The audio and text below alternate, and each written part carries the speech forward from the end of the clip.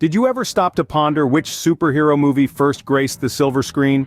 If you think it was a Marvel movie, think again. The very first superhero to fly across the big screen was a DC character. In the world of comics, two giants reign supreme, Marvel and DC. Today, we delve into the history of DC Comics and journey to its first movie. DC Comics, originally known as National Allied Publications, came into existence in the year 1934. Malcolm Wheeler Nicholson, a former major in the United States Cavalry, was the man behind this venture.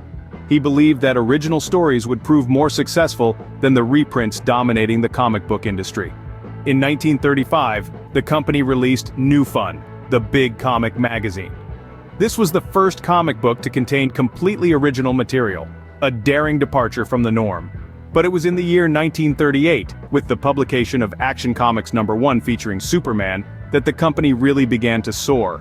The Man of Steel, as many know him, was the creation of writer Jerry Siegel and artist Joe Shuster. This comic book, with its iconic cover of Superman lifting a car above his head, was a sensation. It marked a new era in comic books, introducing the concept of the superhero to the world. In the following years, DC Comics, named after the company's popular series Detective Comics, introduced a host of other superheroes. Characters such as Batman, Wonder Woman, and The Flash quickly became household names. It wasn't until the year 1951, however, that the first DC superhero graced the big screen.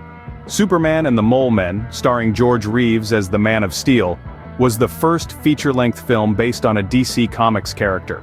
The film, a modest success, was a precursor to the popular television series The Adventures of Superman, which ran from 1952 to 1958. This marked the beginning of DC's long and successful journey in the world of cinema. To summarize, DC Comics, originally known as National Allied Publications, was founded in 1934.